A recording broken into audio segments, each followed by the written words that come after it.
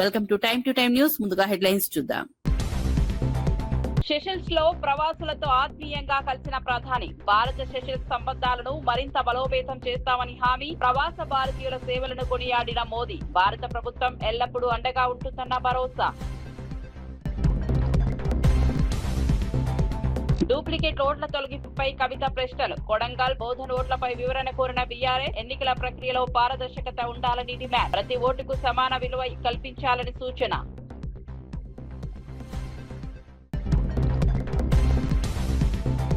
అమరావతి రైతులకు వైసీపీ అండగా ఉంటుందన్న అవినాష్. అడ్డంకులు వచ్చినా వెనక్కి తగ్గబోమన్న హెచ్చరిక. ప్రజాస్వామ్యంలో పర్యటన హక్కు అందరికీ ఉందన్న వ్యాఖ్య. రాజకీయ కక్ష సాధింపులు మానుకోవాలని ప్రభుత్వానికి సూచన.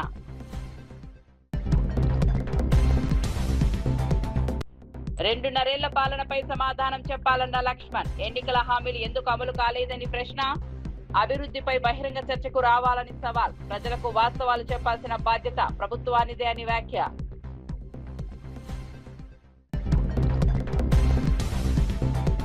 అమరావతి వ్యతిరేకులకు నైతిక హక్కు లేదన్న మంత్రి అనిత. రాజధాని అభివృద్ధిని ప్రభుత్వం వేగవంతం చేస్తోందని వ్యాఖ్య. రైతుల త్యాగాలను గౌరవిస్తామని అనిత స్పష్టం. రాజకీయ డ్రామాలను ప్రజలు తిరస్కరించారన్న విమర్శ. ఇక వార్త వివరాల్లోకి వెళ్తే, నల్గొండ ఎంపీ రఘువీరెడ్డి క్యాంప్ కార్యాలయంలో ఆసక్తికర ఘటన చోటు చేసుకుంది. ఆర్థిక సాయం కోసం మునుగోడు నుంచి వచ్చిన ఓ మహిళ మంత్రి కోమటిరెడ్డి వెంకటరెడ్డిని కలిసి తమ సమస్యను వివరించారు. ఈ సందర్భంగా మంత్రి సరదాగా స్పందిస్తూ మునుగోడులో దానకర్ణుడు రాజగోపాల్ రెడ్డి ఉండగా నేనెందుకు అంటూ చమత్కరించారు. మంత్రి వ్యాఖ్యతో అక్కడున్న నాయకులు కార్యకర్తలు ఒక్కసారిగా నవ్వుల్లో మునిగిపోయారు. అనంతరం మహిళ పరిస్థితిని తెలుసుకున్న మంత్రి ఆమెకు 50,000 ఆర్థిక సాయం అందించారు. అవసరంలో ఉన్న వారికి ప్రభుత్వం అండగా ఉంటుందని, ప్రజల సమస్యలను పరిష్కరించడం తమ బాధ్యత అని చెప్పారు. సరదా సంభాషణతో పాటు మానవత్వాన్ని చాటేలా ఆర్థిక సాయం అందించడం అక్కడున్న వారిని ఆకట్టుకుంది. మంత్రి స్పందనపై స్థానికులు కూడా ప్రశంసలు వ్యక్తం చేశారు. ప్రజలతో ఆప్యాయంగా మెలగడం, వారి కష్టాలను తెలుసుకుని వెంటనే స్పందించడం ప్రజాప్రతినిధుల బాధ్యత అని ఈ సందర్భంగా మంత్రి మరోసారి స్పష్టం చేశారు. రాజగోపాల్ రెడ్డి గారు దానకర్ణులు ఉన్నారు అక్కడ. నాది ఇది 50 లక్షలు ఇస్తే ఆయన ఏం కావాలి అన్ని చూసుకుంటాడు.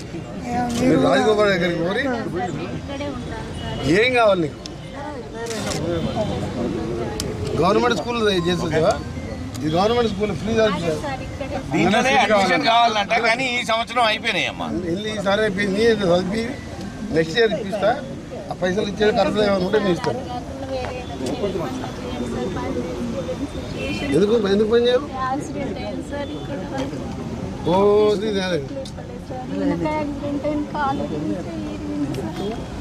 ఇప్పుడు ఏం చేయాలని ఇప్పుడు ఆయన హెల్ప్ చేస్తే ఏం చేస్తాడు అంటే ఏంది పని చేసుకునే దానికి హెల్ప్ ఏంది? పని చేస్తాను కాదు. 50,000 కిరాణా షాప్ పెట్టుకుంటావు ఇంట్లో. మనం 50,000 ఇచ్చి ఆయన తాగి తిని పనుకుంటే నా పైసలు కాదు, నా దగ్గర పైసలు లేవు. ఇది ఒట్టికేసి గవర్నమెంట్ క్వార్టర్ ఉంటున్నాను. అందరూ చూసి నా బిల్డింగ్ అనుకుంటున్నది. పొద్దున ఇంటికాడ ఉన్నాయని ఖాళీ అని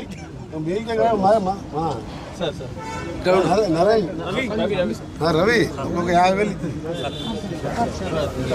డూప్లికేట్ ఓట్ల తొలగింపు అంశంపై బీఆర్ఎస్ అధ్యక్షురాలు కవిత ఎన్నికల సంఘాన్ని నిలదీశారు. కొడంగల్ నియోజకవర్గంలో 33,000 డూప్లికేట్ ఓట్లు ఉన్నాయని చెబుతున్నప్పటికీ గత ఏడాదిన్నరలో కేవలం 808 ఓట్లు మాత్రమే తొలగించారని పేర్కొన్నారు. అదే సమయంలో బోధన్ నియోజకవర్గంలో దాదాపు 7,000 కోట్లు ఎలా తొలగించారని ప్రశ్నించారు. ఈ రెండు నియోజకవర్గాల మధ్య ఉన్న వ్యత్యాసం అనుమానాలకు తావిస్తోందని అన్నారు. ఎన్నికల సంఘం ముఖ్యమంత్రికి అనుకూలంగా వ్యవహరిస్తోందా అనే సందేహాలు ప్రజల్లో వ్యక్తమవుతున్నాయని వ్యాఖ్యానించారు. ఈ అంశంపై ఎన్నికల సంఘం పూర్తి వివరాలు వెల్లడించి ప్రజల సందేహాలను నివృత్తి చేయాలని డిమాండ్ చేశారు. ఓటర్ల జాబితాలో పారదర్శకత ఉండాలని, ప్రతి ఓటు ప్రజాస్వామ్యానికి ఎంతో విలువైనదని కవిత పేర్కొన్నారు. ఎన్నికల ప్రక్రియపై ప్రజల్లో నమ్మకం పెరిగేలా ఎన్నికల సంఘం స్పష్టమైన వివరణ ఇవ్వాల్సిన అవసరం ఉందని ఆమె అభిప్రాయపడ్డారు. వాటి మీద ఏమీ లేనటువంటి డిలీషన్స్ మాత్రం ఓన్లీ 800 అయినాయి. ఇది చూడంగానే మాకరే ఇక్కడ 7,000 ఎట్లయితాయి, అక్కడ 800 ఎట్లయినాయి అని చెప్పి క్యూరియాసిటీతోని మేము ఇంకొంచెం ముందుకు పోయి దాన్ని డిగ్ చేయడం జరిగింది. ఆ డిగ్ చేసినప్పుడు మాకు వచ్చిన విషయం ఏంటంటే, ఇది కూడా మళ్ళీ ఎన్నికల సంఘానికి మేము విత్ ప్రూఫ్ కంప్లీట్గా ఇవ్వడం జరుగుతుంది. మాకు వచ్చిన రిపోర్ట్ ఏంటంటే విత్ ఇన్ కొడంగల్లో మేము ఫొటోస్తో వెరిఫై చేసినవి 1000 ఉన్నాయి. మీకు ఆ 1000 కూడా సబ్మిట్ చేస్తాం. కలర్ ఫొటోస్తోని మేము వెరిఫై చేసినాము. With in Kodangal 22,433 duplicate oats ఉన్నాయి. అంటే డబుల్ ఓట్స్ 22,433. ఎగ్జాంపుల్ మీకు చూపిస్తున్నాను నేను. కలర్ ప్రింట్అవుట్ మేము with photos door to door మాన్యువల్గా ఎన్నికల కమిషన్ డేటాలోంచి తీసింది. ఈ 2 ఫోటోలు మీకు సిమిలర్గా కనబడుతున్నాయి. ఈ 2 ఫొటోస్ సిమిలర్గా ఉన్నాయా? Extremely similar, completely similar photos. మీకు 1000 ఉన్నాయి, ఎంతమంది కావాలంటే అవి ఇస్తాం. మొత్తం సిమిలర్ ఫొటోస్. సో మాకు ఇంకొంచెం క్యూరియాసిటీ వచ్చింది. ఎందుకంటే అంతకుముందు 2018లో కొడంగల్లో ఉన్న ఓట్లు, 2023లో కొడంగల్లో ఉన్న ఓట్లు దాదాపు 30,000 ఒకటేసారి పెరిగినాయి. అరే ఇన్నిగానం ఓట్లు ఎట్లా పెరుగుతాయని చెప్పి కొడంగల్ పక్కన కర్ణాటకలో సేడం అని ఒక కాన్స్టిట్యున్సీ ఉంటుంది, జస్ట్ పక్కనే. ఆ సేడం కాన్స్టిట్యున్సీ నుంచి కంపేర్ చేసి ఓటర్ లిస్ట్ చూసినాం. అంటే వాళ్ళే కర్ణాటక వాళ్ళే మాకు ఫోటోలు రాలేదు, కొడంగల్ వాళ్ళేమో మన వెబ్సైట్లో ఫొటోస్ ఉన్నాయి. ఆ సేడమును కొడంగల్ కంపేర్ చేస్తే name to name, age to age, gender to gender same ఉన్నవి 11,000 ఓట్లు ఉన్నాయి సేడం అండ్ కొడంగల్. సో ఇప్పుడు ఓవరాల్గా కొడంగల్లో ఉన్న డూప్లికేట్ ఓట్లు ఏంటంటే Kodangal to Kodangal 22,000, Sedam to Kodangal 11,000, total కలిపితే 33,433, 33,433 డూప్లికేట్ ఓట్లు కొడంగల్ నియోజకవర్గంలో ఉన్నాయి. మన ముఖ్యమంత్రి గారు మొన్న గెలిచిన మార్జిన్ ఎంత? 32,532. అంటే ఒక ఎన్నికల రిజల్ట్ను ప్రభావితం చేసేంత డూప్లికేట్ ఓట్లు ఉన్న కాన్స్టిట్యున్సీ ముఖ్యమంత్రి కాన్స్టిట్యున్సీలో పోయిన సంవత్సరంన్నరలో ఓన్లీ 808 ఓట్లు ఎట్లా డిలీట్ అవుతాయి? మా బోధన్ నియోజకవర్గంలో 7,000 ఓట్లు ఎందుకు డిలీట్ అవుతాయి? అంటే ఎలక్షన్ కమిషన్ అన్ఫేర్గా ముఖ్యమంత్రి గారికి ఏమన్నా ఫేవర్ చేస్తున్నారా అనేటటువంటి ఒక అనుమానం ప్రజల మధ్యలో వచ్చేటట్టుగా ఉంది. కాబట్టి దయచేసి ఎలక్షన్ కమిషన్ మాకు రిజల్ట్ ఇవ్వాలి. ఏపీ మాజీ ముఖ్యమంత్రి జగన్ పై మంత్రి బీసీ జనార్దన్ రెడ్డి తీవ్ర విమర్శలు చేశారు. వైసీపీ పాలనలో రాయలసీమలో రక్తపుటేరులు పారించారని, శాంతి భద్రతలు దెబ్బతిన్నాయని ఆరోపించారు. పరిశ్రమలను రాష్ట్రం నుంచి తరిమి కొట్టడంతో యువత ఉపాధి అవకాశాలు కోల్పోయారని అన్నారు. ప్రస్తుతం కూటమి ప్రభుత్వం రాయలసీమ అభివృద్ధిపై ప్రత్యేక దృష్టి పెట్టిందని, హార్టికల్చర్ హబ్ గా తీర్చిదిద్దే దిశగా చర్యలు తీసుకుంటోందని చెప్పారు. కొత్త పరిశ్రమలు తీసుకొచ్చి ఉద్యోగ అవకాశాలు పెంచుతున్నామని వివరించారు. ప్రజలకు అభివృద్ధి ఫలాలు అందేలా ప్రభుత్వం కృషి చేస్తోందని పేర్కొన్నారు. రాబోయే స్థానిక సంస్థల ఎన్నికల్లో వైసీపీకి ప్రజలు తగిన గుణపాఠం చెబుతారని, ఆ పార్టీకి డిపాజిట్లు కూడా దక్కవని ఎద్దేవా చేశారు. గత పాలనకు ప్రస్తుత ప్రభుత్వ పనితీరుకు ప్రజలే సరైన తీర్పు ఇస్తారని మంత్రి బీసీ జనార్దన్ రెడ్డి వ్యాఖ్యానించారు. మేము పెడతామని చెప్పి ముందుకు వస్తే ఆ యొక్క ఫ్యాక్టరీ వారిని కూడా వాళ్ళ కమిషన్ల కోసం చేస్తే ఆ రోజు ఆ యొక్క పరిశ్రమ కూడా వచ్చినటువంటి మొదలు పెట్టాల్సినటువంటి పనిని క్యాన్సిల్ చేసుకుని వెళ్ళిపోవడం జరిగింది. అదే మా ప్రభుత్వం వచ్చిన తర్వాత ఈరోజు 2 యూనిట్ల ఆల్ట్రాటెక్లో 1 యూనిట్ తయారవుతా ఉంది రెడీగా. అదేవిధంగా ఇంకొక యూనిట్ కూడా రామ్కో సిమెంట్ వారు కూడా 2వ యూనిట్ తయారు చేస్తూ ఉన్నారు.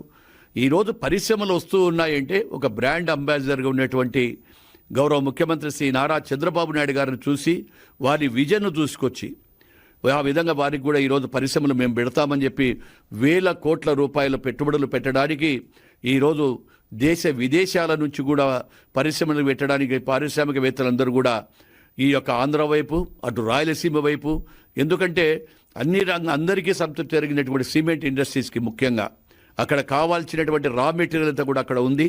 ఆ రా మెటీరియల్ కూడా ఈరోజు సద్వినియోగం చేసే విధంగా చేస్తూ ఉన్నాం. ఇదే ఈ గొడ్డల పార్టీ చేసిన రాజకీయాలు ఏం చేశారు? కక్ష సాధింపు చర్యలు, మనసులను గొడవలలో కేసులు పెట్టి ఇరికేయడము, ఆస్తులు లాక్కోవడము, అదేవిధంగా ల్యాండ్ టైటిల్ యాక్ట్ తీసుకురావడము, అదేవిధంగా రైతుల పాస్బుక్కుల మీద కూడా వాళ్ళ ఫోటోలు వేసుకొని రైతులందరూ కూడా భయాందోళన చెందడం జరిగింది. ఈరోజు ఎక్కడ పోయినా కానీ కూడా ఈ యొక్క జగన్ రెడ్డి ఫ్రాక్షన్ గురించి మాట్లాడుతూ ఉన్నారు. గతంలో తెలుగుదేశం పార్టీ అధికారంలో ఉన్నప్పుడు గౌరవ ముఖ్యమంత్రి గారు ఫ్రాక్షన్ నిర్మూలన చేసి ఆ రోజు ఎవరికి ఏ ఇబ్బందులు ఉండద్దు, అందరూ సుఖ సంతోషాలతో ఉండాలి ప్రజలని ఆ రోజు ఫ్రాక్షన్ లేకుండా చేస్తే, మళ్ళీ ఈరోజు గొడ్డలి పార్టీ అధ్యక్షుడు వచ్చిన తర్వాత మళ్ళీ తన యొక్క వికృత రూపంతో ఎక్కడ చూసి కూడా 5 సంవత్సరాలు దాడులు జరిగాయి. ఇప్పటికీ వాళ్ళ దాడులతోనే దౌర్జన్యాలతోనే పని చేస్తాము, మేము దౌర్జన్యంతోనే అధికారంలోకి వస్తామని అనుకుంటున్నారేమో కానీ ప్రజలు దాన్ని క్షమించే పరిస్థితిలో లేరు. ఈ గొడ్డలి పార్టీని సమూలంగా మూసివేయాలి, సమూలంగా చేయాలనేటువంటి ఉద్దేశంతోనే ఆ రోజు మాకు దాదాపుగా 164 సీట్లు ఇవ్వడం జరిగింది. కేవలం అమరావతి నిర్మాణంపై హోంమంత్రి వంగల్పూడి అనిత కీలక వ్యాఖ్యలు చేశారు. అమరావతి అందరి కళల రాజధానిని పేర్కొన్న ఆమె 2027 నాటికి నిర్మాణాన్ని పూర్తి చేసి తీరుతామని స్పష్టం చేశారు. రాజధాని అభివృద్ధి విషయంలో ప్రభుత్వం కట్టుబడి ఉందని చెప్పారు. వైసీపీ నేతల రౌడీ షీటర్లతో కలిసి అమరావతిలో గందరగోళం సృష్టించి ప్రాజెక్టును పక్కదారి పట్టించాలని ప్రయత్నిస్తున్నారని ఆరోపించారు. పోలీసులు వారించినా వినకుండా రైతులను రెచ్చగొట్టేలా వ్యవహరించారని విమర్శించారు. రాజధాని నిర్మాణాన్ని అడ్డుకునే ప్రయత్నాలను ప్రభుత్వం సహించదని తెలిపారు. రైతుల త్యాగాలను ప్రభుత్వం ఎప్పటికీ మర్చిపోదని, అమరావతిని ప్రపంచ స్థాయి రాజధానిగా తీర్చిదిద్దడమే తమ లక్ష్యమని మంత్రి అనిత స్పష్టం చేశారు. అభివృద్ధి పనులు వేగంగా కొనసాగుతున్నాయని, ప్రజల సహకారంతో రాజధాని నిర్మాణాన్ని నిర్ణీత గడువులో పూర్తి చేస్తామని వెల్లడించారు. ఎవరు వాళ్ళ మీద రాళ్ళు రువ్వారు, బయటకు వచ్చి ఎవరు మాట్లాడుతున్నారు. నేనేమంటానంటేనండి, అమరావతి అందరికీ కూడా ఒక కళల రాజధాని. అమరావతి ఇప్పుడు వరకు 10 సంవత్సరాలు 2014లో రాష్ట్ర విభజన జరిగిన తర్వాత నుంచి ఆ రోజు అమరావతి డిక్లేర్ అయిన తర్వాత 5 సంవత్సరాలు అమరావతి కాదు 3 రాజధానులు అన్నారు. అక్కడితో పోయింది. మళ్ళీ ఎగైన్ ఎన్డీఏ గవర్నమెంట్ వచ్చిన తర్వాత అమరావతి రాజధానికి నిజంగా ప్రాణం పోసి 2027 దానికి అమరావతి కంప్లీట్ చేసుకొని మా అమరావతి అని చెప్పుకునే పొజిషన్. ఇలాంటివన్నీ చెప్పి అమరావతి రైతులను ఏదో పరిరక్షించేస్తామని చెప్పేసి వెళ్తా ఉంటే ఎవరికైనా కడుపు మండుతుంది. ఎందుకంటే ఇంతకు ముందు నాశనం చేసిన వాళ్ళు మళ్ళీ వస్తున్నారు అనేసరికి చాలా రైతులు ఇబ్బంది పడతారు.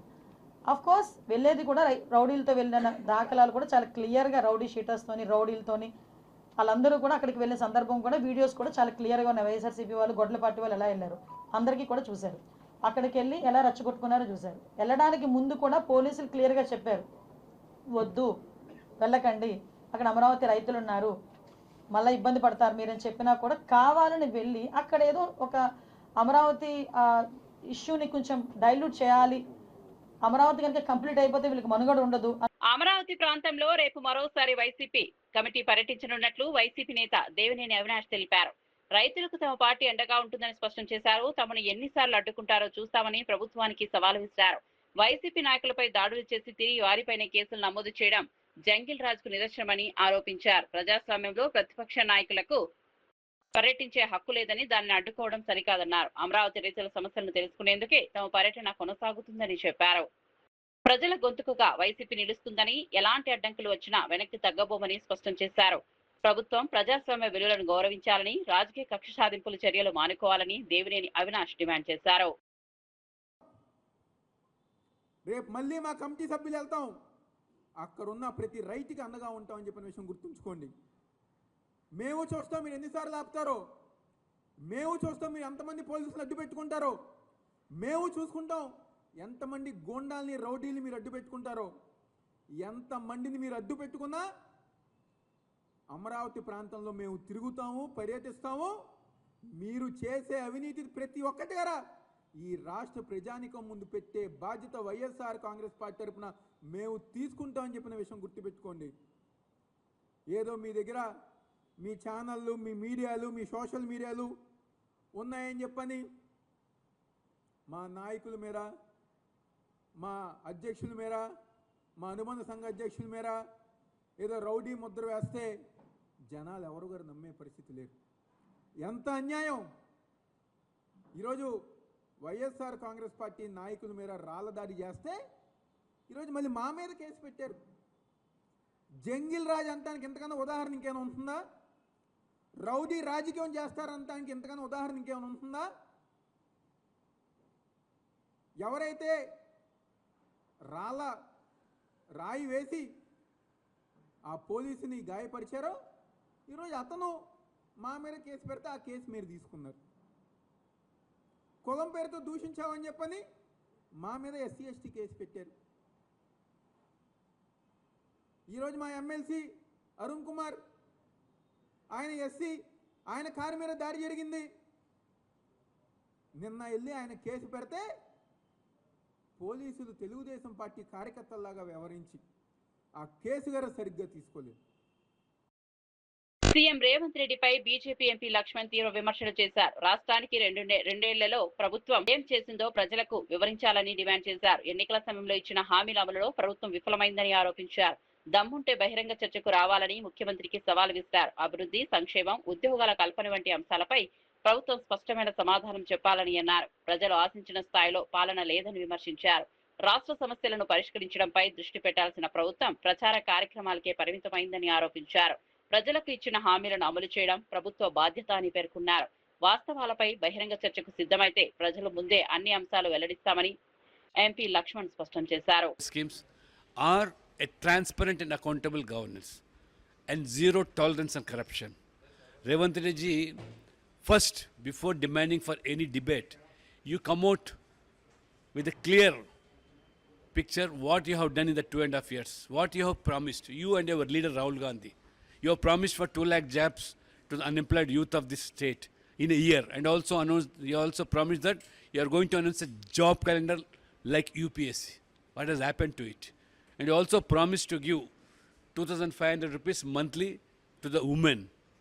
And your Rahul Gandhi announced that every month, fatafat, that amount will be accounted into their bank accounts.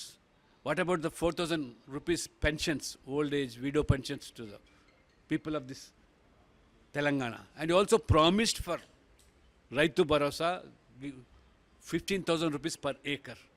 And you also promised for even tenancy farmers. All these promises just to seek votes. Now you are only trying to appease a section of the people in Telangana, and you say that Congress is Muslims, Muslims is Congress.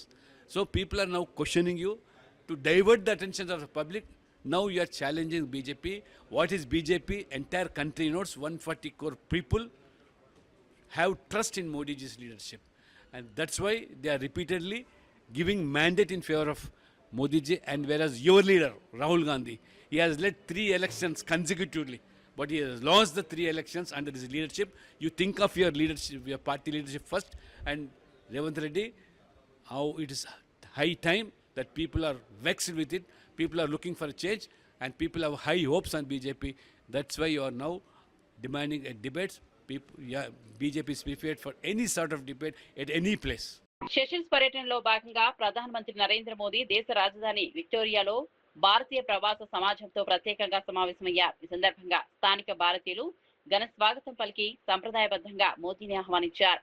Bharat sessions మధ్య చారిత్రక సాంస్కృతిక సంబంధాలను మరింత బలోపేతం చేయడంలో ప్రవాస భారతీయుల పాత్ర కీలకమని ప్రధాని కొనియాడారు.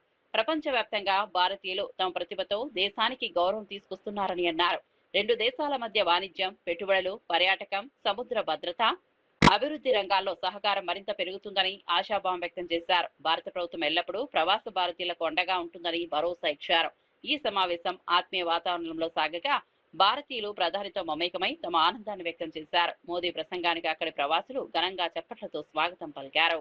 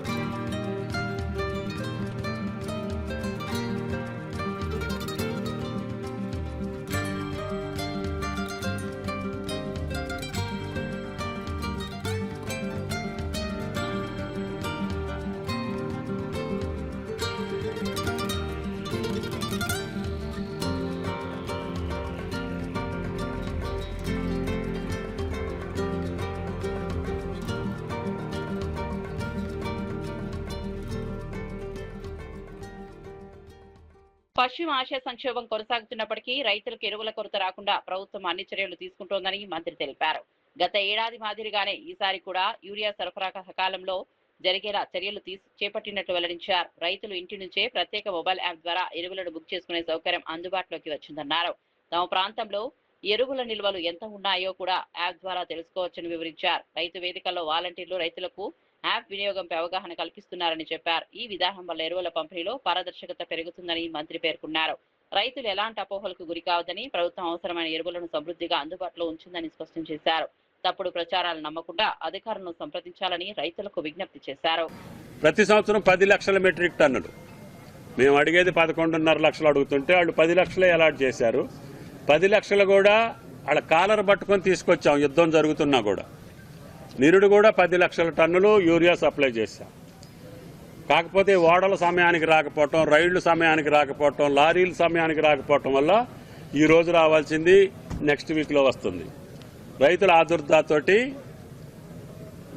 గందరగోళంగా ఉంటే టెక్నాలజీ వాడి యాప్ని క్రియేట్ చేశాం. ఈ సంవత్సరం యాప్ ద్వారా ఇందాక మా అధికారులు చెప్పినట్టుగా 1,30,000 మంది బుక్ చేసుకున్నారు. 1,29,000 మంది నిన్నటికే ఎరువులు తీసుకున్నారు. వాళ్ళకి ఒకవేళ యాప్ బుక్ చేసుకునే దాంట్లో ఏదన్నా సౌకర్యం కానీ ఇబ్బంది కానీ వస్తే ప్రతి రైతు వేదిక దగ్గర వాలంటీర్ని పెట్టాం. ప్రతి ప్యాక్స్లో మా ఏఈఓ ఉంటారు. ప్రతి డీలర్ దగ్గర కూడా వాళ్ళ వాలంటీర్ ఉంటాడు. బుక్ చేసుకునే విధానం తెలియకపోయినా, ఐఫోన్ లేకపోయినా ఆ రైతును అక్కడ నుంచోబెట్టి బుక్ చేసి మందు కట్టలు ఇచ్చేటటువంటి బాధ్యతను కూడా మేము తీసుకున్నాం. అందుకనే సుఖంగా సౌకర్యంగా రైతులు ఇంటికాడుండే బుక్ చేసుకొని ఎరువు కట్టలు పట్టుకెళ్తున్నారు. కాబట్టి మాకు పని లేదని చెప్పి అధికారం కోసం పోయిన వాళ్ళు గోల పెడుతున్నారు. అందుకనే మీరు ఆ పెద్ద మనుషులకు కూడా చెప్తున్నా, మీరు ఇంటికాడుండైనా సరే యాప్లోకి వెళ్ళండి. చింతకాని మండలంలో ఎన్ని మందు కట్టలు ఉన్నాయో మీ కళ్ళ ముందు ఉంటుంది. ఎంతమంది రైతులు తీసుకున్నారో మీ కళ్ళ ముందు ఉంటుంది. ఇంకా పాత బాణీతోటే ఆళ్ళని రేకెత్తించో, ఆళ్ళని రెచ్చగొట్టో, ఈళ్ళని రెచ్చగొట్టో రాజకీయ బతకాలంటే ప్రజలు కానీ రైతులు కానీ అంత పిచ్చోళ్ళు కాదు. మీరు చేసిన నిర్వాకానికే మీకు శిక్ష పడింది. దానికి బుద్ధి తెచ్చుకొని ఇప్పుడైనా వాస్తవాలు నిజాలు చెప్పి రైతాంగాన్ని ప్రోత్సహించేటట్టుగా, రైతాంగాన్ని నిలబెట్టేటట్టుగా రేవంత్ రెడ్డి గారు ప్రభుత్వంలో ఇచ్చేటటువంటి అన్ని సౌకర్యాలని రైతాంగానికి చేర్చే బాధ్యత మీరు తీసుకోండి. కానీ అడ్డుకట్లేసి అబద్దాలతోటి గందరగోళం సృష్టించాలనుకుంటే అది మీ రాజకీయ భవిష్యత్తుకే. అమరావతి పర్యటన నేపథ్యంలో వైసీపీపై మంత్రి కింజరపు అచ్చెన్నాయుడు తీవ్ర విమర్శలు చేశారు. గతంలో అమరావతిని వ్యతిరేకించి రాజధాని రైతులను, మహిళలను ఇబ్బందులకు గురి చేసిన వారికే ఇప్పుడు అక్కడి నుంచే పర్యటించే నైతిక హక్కు లేదని వ్యాఖ్యానించారు. పార్లమెంట్ చట్టం ద్వారా అమరావతి రాజధాని గుర్తింపు పొందిందని గుర్తు చేశారు. ఒక పార్టీ మినహా అన్ని ప్రధాన రాజకీయ పార్టీలు అమరావతికి మద్దతు తెలిపాయని అన్నారు. రాజధాని అభివృద్ధిని అడ్డుకోవడం వల్ల రాష్ట్రానికి నష్టం జరిగిందని ఆరోపించారు. ప్రస్తుతం ప్రభుత్వం అమరావతి నిర్మాణాన్ని వేగవంతం చేస్తోందని తెలిపారు. రైతుల త్యాగాలను గౌరవిస్తూ రాజధాని అభివృద్ధిని పూర్తి చేయడమే ప్రభుత్వ లక్ష్యమని స్పష్టం చేశారు. వైసీపీ వైఖరిపై ప్రజలు ఇప్పటికే తీర్పిచ్చారని, ఇప్పుడు రాజకీయ ప్రయోజనాల కోసం డ్రామాలు చేస్తున్నారని అచ్చెన్నాయుడు విమర్శించారు.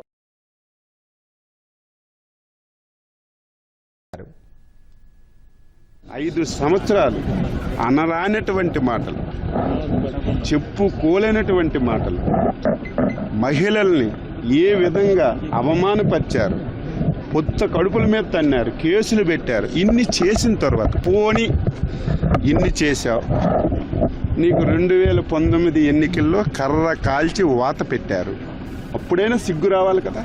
అప్పుడైనా సరే నేను చేసింది తప్పు లెంపలేసుకొని ముక్కు నేలకు రాసి ఆయన ఏదైనా ఒక స్టెప్ ముందుకేస్తే అడగొచ్చు. ఈరోజు దేశంలో, ప్రపంచంలో, భారతదేశానికి అత్యున్నతమైనటువంటి పార్లమెంట్లో, లోక్సభలో విభిన్న అభిప్రాయాలు ఉన్నటువంటి అన్ని రాజకీయ పార్టీలు అమరావతి రాజధాని అని చెప్పి ముక్త కంఠంతో మద్దతు తెలిపి చట్టాన్ని చేసిన తర్వాత దుర్మార్గమైనటువంటి ఒక్క గొడ్డల పార్టీ సపోర్ట్ చేయలేదు. సపోర్ట్ చేయగా పిచ్చోడులాగా మావిగానని చెప్పి ఇప్పటికీ మాట్లాడుతున్నటువంటి నువ్వు అమరావతిలో అడుగు పెట్టే హక్కు నీకెక్కడుంది? ఎవరికైనా ఒక సహనం ఉంటుంది, ఒక ఓపిక ఉంటుంది. సహనం, ఓపిక కోల్పోతే ఏమొస్తుంది? ఆవేశం వస్తుంది. అదే జరిగింది. 5 సంవత్సరాలు ఇంటిలో నుంచి నువ్వు ఎంత ధైర్యంగా బయటకు వస్తున్నావంటే ఇది స్వేచ్ఛాయుత ప్రభుత్వం, ఇది మంచి ప్రభుత్వం కాబట్టి నువ్వు బయటకు వస్తున్నావు. 5 సంవత్సరాలు ఏ పార్టీ నాయకుడైనా, ఏ రైతైనా ఇంట్లో నుంచి గడప దాటి బయటకు వచ్చే పరిస్థితి ఉండేదా? నువ్వు పాకిస్తానా, ఇది ఇతర రాష్ట్రమా, ఇతర దేశం అని శ్రీరంగ నీతులు మాట్లాడితే నమ్మేవాడెవడు? వైసీపీ అధినేత జగన్ పై మంత్రి గొట్టిపాటి రవికుమార్ తీవ్ర విమర్శలు చేశారు. గతంలో 3 రాజధానుల పేరుతో రాష్ట్రాన్ని అయోమయంలోకి నెట్టారని, ఇప్పుడు అమరావతి పేరుతో కొత్త రాజకీయ డ్రామాలకు తెరలేపుతున్నారని ఆరోపించారు. ఏపీ రాజధాని లేని రాష్ట్రంగా మార్చేందుకు వైసీపీ ప్రయత్నించిందని అన్నారు. అమరావతిలో ఉద్రిక్తతలు సృష్టించేందుకు వచ్చిన వైసీపీ నేతలను రైతులే అడ్డుకుని వెనక్కు పంపించారని పేర్కొన్నారు. రాజధాని నిర్మాణాన్ని పూర్తి చేయాలన్న సంకల్పంతో ప్రభుత్వం ముందుకు సాగుతోందని చెప్పారు. ప్రజల అభివృద్ధిని కోరుకుంటున్నారని, రాజకీయ వివాదాలను కాదని స్పష్టం చేశారు. రాజధాని అంశంపై ప్రజలను తప్పుదోవ పట్టించే ప్రయత్నాలు ఫలించవని, రాష్ట్ర ప్రయోజనాలే ప్రభుత్వ ప్రధాన లక్ష్యమని మంత్రి గొట్టిపాటి రవికుమార్ తెలిపారు. వైసీపీ నేతలు ఇష్టారాజ్యంగా మాట్లాడితే ప్రజల నుంచి తీవ్ర వ్యతిరేకత ఎదుర్కోవాల్సి వస్తుందని మంత్రి కొల్లు రవీంద్ర హెచ్చరించారు. జగన్మోహన్ రెడ్డి డైరెక్షన్ లోనే వైసీపీ నేతలు కొత్త డ్రామాలకు తెరలేపుతున్నారని ఆరోపించారు. గతంలో సిఆర్డీఏని రద్దు చేసిన వారే ఇప్పుడు దాని పరిరక్షణ గురించి మాట్లాడడం విడ్డూరంగా ఉందన్నారు. అంబటి రాంబాబు, పేర్నినాని వంటి నేతలు కులాల, ప్రాంతాల మధ్య విభేదాలు రెచ్చగొట్టేలా వ్యాఖ్యలు చేస్తున్నారని విమర్శించారు. ప్రజలను తప్పుదోవ పట్టించే ప్రయత్నాలు మానుకోవాలని సూచించారు. రాజకీయాల్లో హుందాతనం పాటించాలని, లేని పక్షంలో ప్రజలే తగిన గుణపాఠం చెబుతారని హెచ్చరించారు. రాష్ట్ర అభివృద్ధి కోసం అందరూ కలిసి పనిచేయాల్సిన అవసరం ఉందని, అనవసర రాజకీయ ఆరోపణలు ప్రజలకు మేలు చేయవని మంత్రి పేర్కొన్నారు. వ్యక్తులు బయలుదేరుతా ఉన్నారు. ఇవాళ అంబటి రాంబాబు కానీ, అలాగే ఇక్కడ పేర్నినాని, అసలు వీళ్ళు ఎలాంటి వ్యక్తులు ఒకసారి ఆలోచించారు. సిగ్గులేదు ఇవాళ ఆ రకంగా అక్కడ తిరగబడి మీలాంటి వ్యక్తుల వల్ల రాష్ట్రం నాశనం అయిపోయిందని చెప్పి ప్రజలు తిరగబడ్డారు. అది గుర్తుపెట్టుకోండి. ఇప్పటికైనా రాజకీయాలతో సంబంధం లేదు, నేను రాజకీయాలు వదిలేసానని చెప్పి మాట్లాడినటువంటి పేర్నినాని ఇవాళ ప్రతిదీ కూడా కులాలను, మతాలను, ప్రాంతాలను మాట్లాడుతూ రెచ్చగొట్టే కార్యక్రమాలు చేస్తున్నటువంటి విధానం ఇవాళ తరిమి కొట్టారు. గుర్తుపెట్టుకోవాలి.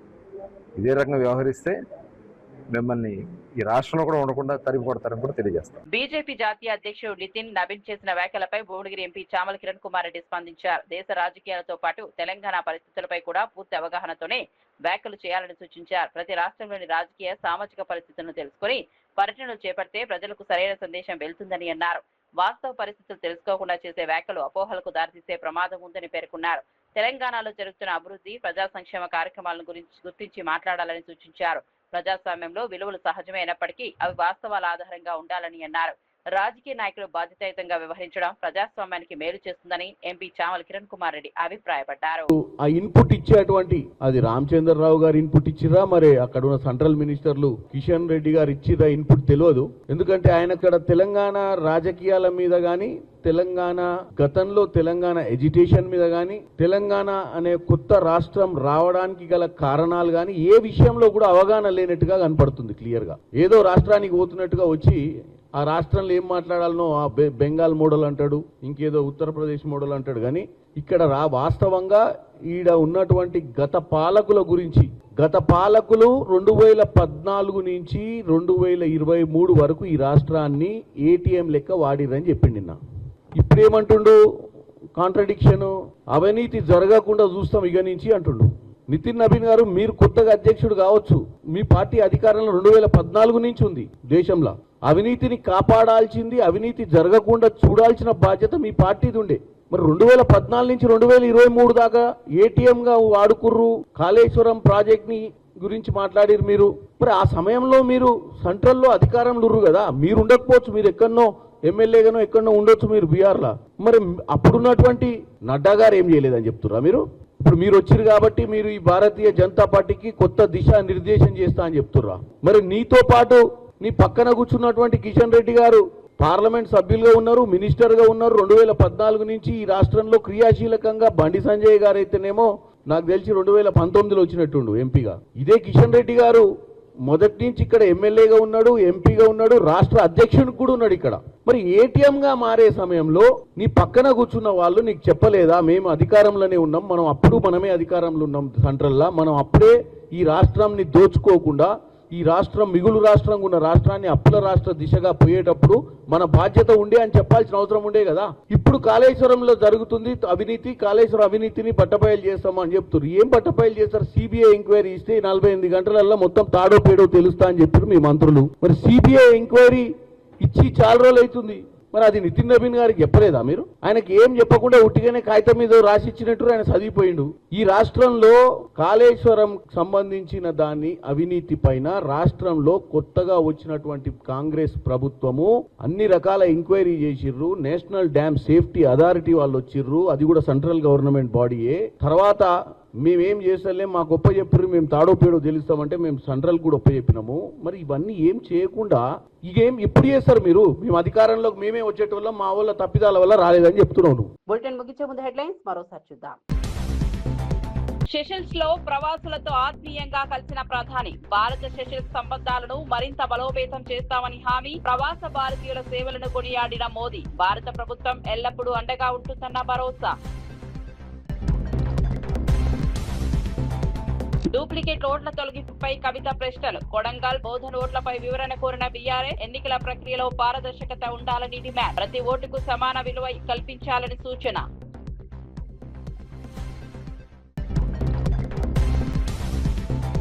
అమరావతి రైతులకు వైసీపీ అండగా ఉంటుందన్న అవినాష్, అడ్డంకులు వచ్చినా వెనక్కి తగ్గబోమన్న హెచ్చరిక. ప్రజాస్వామ్యంలో పర్యటన హక్కు అందరికీ ఉందన్న వ్యాఖ్య. రాజకీయ కక్ష సాధింపులు మానుకోవాలని ప్రభుత్వానికి సూచన.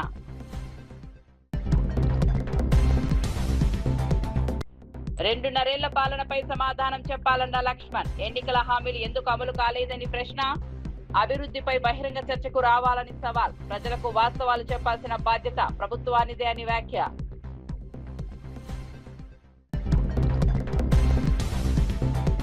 అమరావతి వ్యతిరేకులకు నైతిక హక్కు లేదన్న మంత్రి అనిత. రాజధాని అభివృద్ధిని ప్రభుత్వం వేగవంతం చేస్తోందని వ్యాఖ్య. రైతుల త్యాగాలను గౌరవిస్తామని అనిత స్పష్టం. రాజకీయ డ్రామాలను ప్రజలు తిరస్కరించారన్న విమర్శ.